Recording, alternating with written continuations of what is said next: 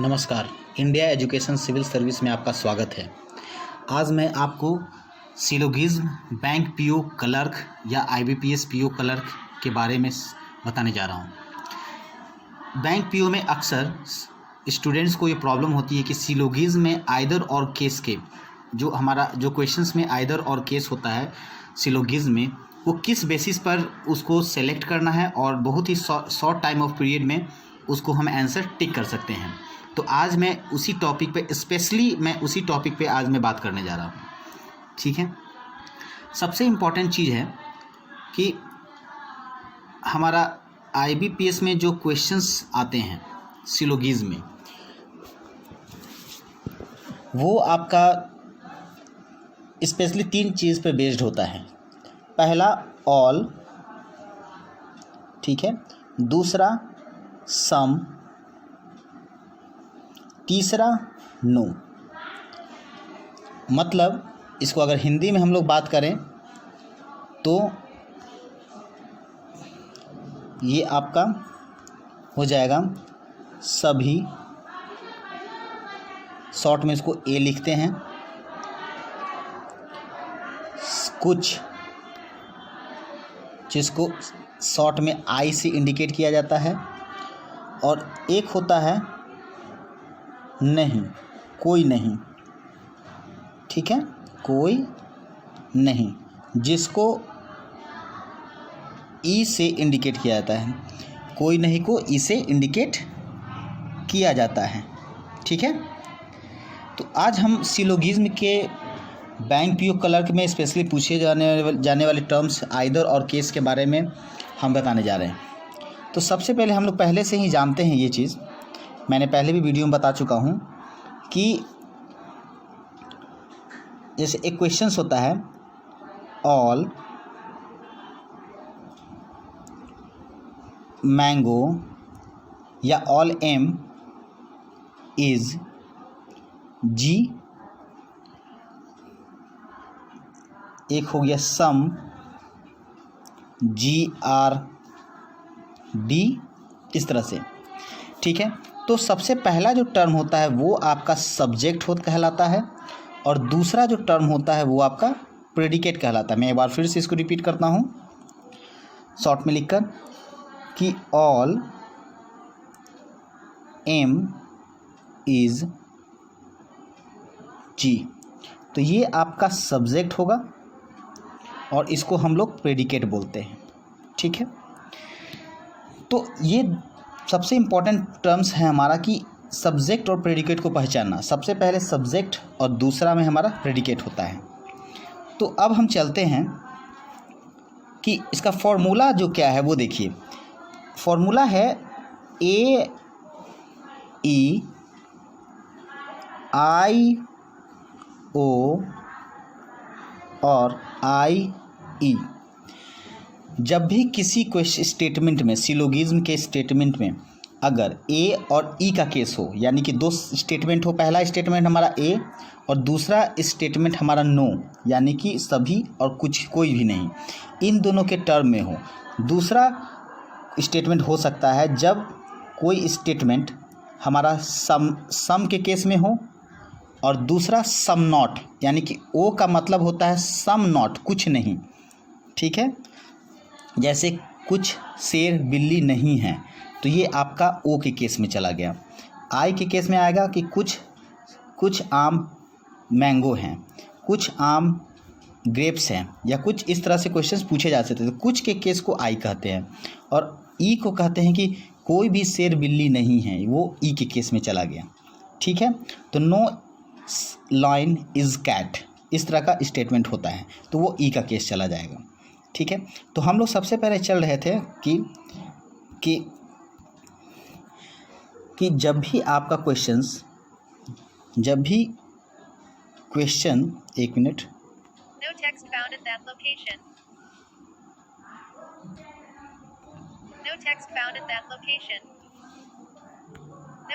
No text found at that location. No text found at that location.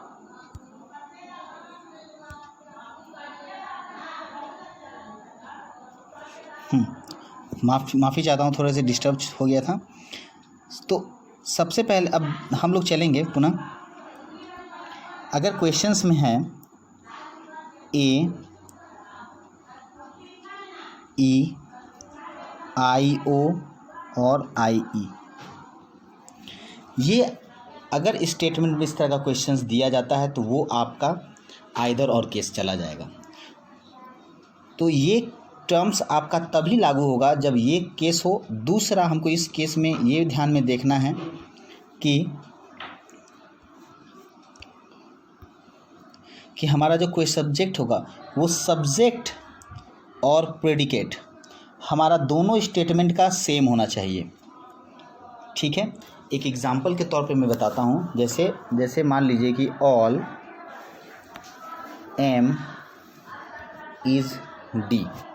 ठीक है, all M is D. तो इस statement के लिए सब्जेक्ट हमारा एम है और इस स्टेटमेंट के लिए हमारा प्रेडिकेट डी हो गया। अब सेकेंड क्वेश्चन स्टेटमेंट हो जाएगा कि नो एम इज़ टी। तो अब देखिए ए और ई का केस ये चला गया, ये हमारा ई हो गया और ये ए हो गया। तो यानी कि ए ई के केस में चला गया जिसमें सब्जेक्ट हमारा क्या हो रहा है, दो, और प्रेडिकेट हमारा आपस में दोनों एक दूसरे का सेम है। तो इस केस में हमारा आंसर होगा आइदर और केस। आइदर और का आंसर होगा, उस पे हम एग्ज़ाम में टिक मारेंगे। ठीक है। सेकंड है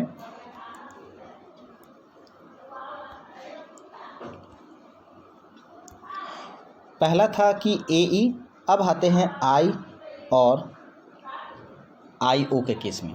तो आई और ओ का केस में जैसे मान लीजिए लिखा जाता है कि सम ए इज़ बी।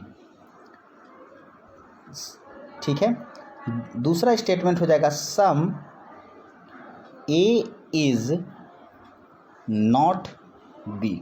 अब देखिए ये ऊपर में जो दिया हुआ है ये स्टेटमेंट, ये आपका आई का केस है और ये जो हो गया आपका ओ का केस चला गया, सम नॉट का केस चला गया। ठीक है, तो अब इन दोनों में सम नॉट का जब केस चला गया तो हम देख रहे हैं क्या कि दोनों का सब्जेक्ट और दोनों का प्रेडिकेट दोनों का एक दूसरे का सेम है। तो इस केस में भी हमारा आइदर और का केस ही जाएगा। ठीक है, ध्यान में आया, आइदर और का केस जाएगा। सेकंड है हमारा, नेक्स्ट है लास्ट टॉपिक जो है आइदर और के लिए, वो मैं बताने जा रहा हूँ, ध्यान से देखिएगा उसे। आई ई, तो आई का मैंने पहले ही बताया था कि सम होता है। तो जैसे सम पी इज़ बी और सम और ई का हो जाएगा कि नो पी इज़ बी। तो इन दोनों में हम देख रहे हैं कि सम और ई का केस है और दोनों का सब्जेक्ट और प्रेडिकेट ये दोनों इक्वल है एक दूसरे का। तो हमारा ये आइदर और का केस चला जाएगा और हम लोग आंसर बिना लेट किए हुए एग्ज़ाम में हम लोग 5 क्वेश्चन में से कम 2 क्वेश्चन तो हमारा ये सही हो सकता है। अब आशा करता हूँ कि ये वीडियो आपको अच्छा लगा हो और आप लोग इस फॉर्मूला को याद कर ले, समझ ले, 2-3 बार प्रैक्टिस कर ले, वो आपको हमेशा के लिए याद हो जाएगा। मात्र 3 फार्मूला है, ए ई, आई ओ और आई ई। इन तीनों फार्मूला को याद रखने के साथ साथ ये भी ध्यान में रखना है कि हमारा दोनों का सब्जेक्ट, दोनों स्टेटमेंट का और प्रेडिकेट ये दोनों आपका सेम होगा, तभी आपका आइदर और का केस होगा। अगर इन दोनों में से कोई एक भी अगर मिसिंग है तो आपका वो आइदर केस नहीं होगा। याद रखिएगा, केवल ए ई आई ओ आर आई ई का मिलाने से ही हमारा आइदर केस नहीं बनता है। इसके साथ साथ हमारा सब्जेक्ट और प्रेडिकेट दोनों सेम होना चाहिए, तभी आइदर और केस का आंसर होगा, नहीं तो नहीं होगा। तो इसे आप ध्यान रखिएगा। ये दोनों फॉर्मूला ट्रिक एक दूसरे के साथ कॉम्प्लीमेंट्री है और वो लागू हो गई एग्जाम में। तो मैं आशा करता हूं कि ये वीडियो आपको समझ में आया होगा। नेक्स्ट वीडियो के लिए मैं जल्द ही आपके सामने प्रस्तुत होगा और आप इस वीडियो को सब्सक्राइब कर दें, लाइक करें और कमेंट में बताइए कि कैसा लगा। तब तक के लिए धन्यवाद। इसे सब्सक्राइब कर दीजिएगा, ठीक है। तब तक के लिए धन्यवाद, थैंक यू, जय हिंद।